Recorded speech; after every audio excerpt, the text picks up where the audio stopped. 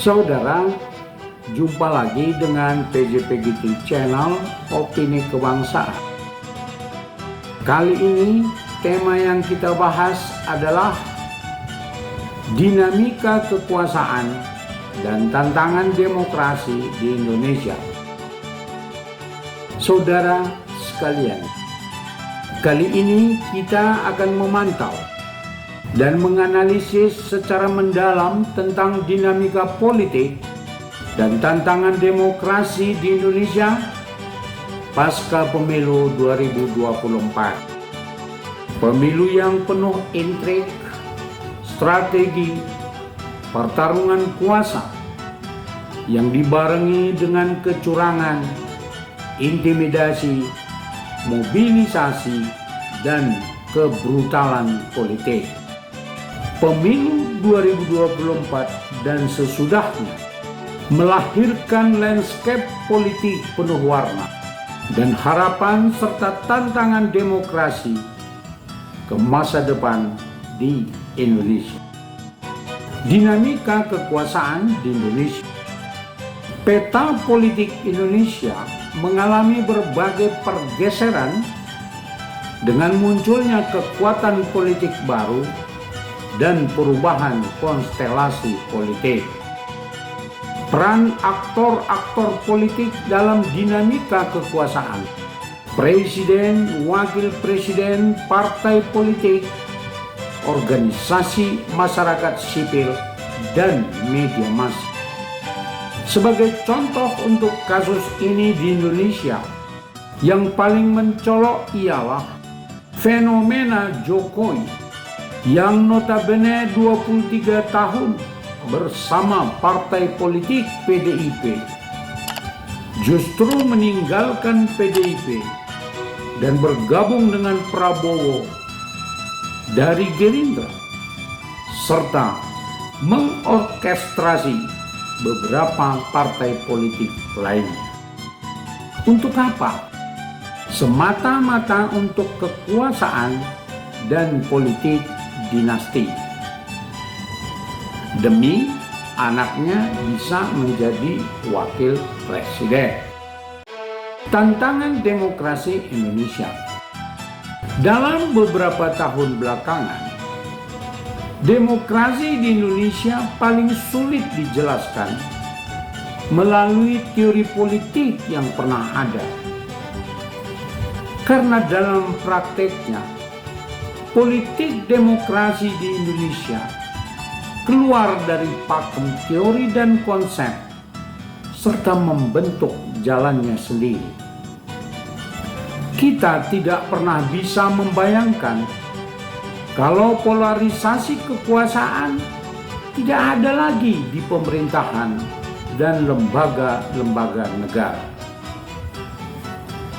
Semua telah didominasi oleh kekuasaan pemerintah, dalam hal ini presiden.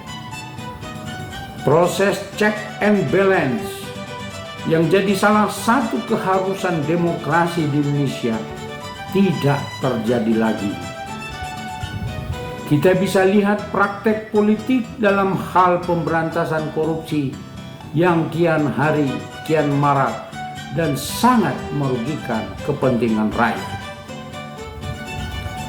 Korupsi itu terjadi di semua jajaran pemerintahan, lembaga legislatif, lembaga yudikatif, dan semua itu terjadi karena tidak ada lagi kontrol oleh lembaga-lembaga pengontrol yang telah mengalami politisasi hukum oleh presiden. Sehingga semua jalannya hukum sangat tergantung pada restu dan keinginan kekuasaan presiden. Harapan untuk masa depan demokrasi Indonesia. Dengan praktek politik yang sudah jauh meninggalkan demokrasi, kita bertanya, masihkah ada harapan demokrasi Indonesia bisa lebih baik di masa depan?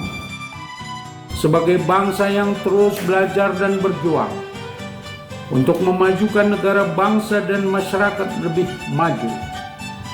Optimisme memang harus tetap dipelihara. Langkah-langkah yang harus ditumbuh kembangkan ialah kemunculan masif dan intensif gerakan masyarakat sipil yang memperjuangkan demokrasi lebih transparan dan adil. Generasi muda, khususnya para mahasiswa, memiliki potensi besar menjadi agen perubahan. Mereka harus didorong membawa perubahan positif dalam politik demokrasi di Indonesia. Generasi muda dan mahasiswa yang belum tercemar dalam praktek politik praktis mampu dan punya kekuatan besar melakukan perubahan politik.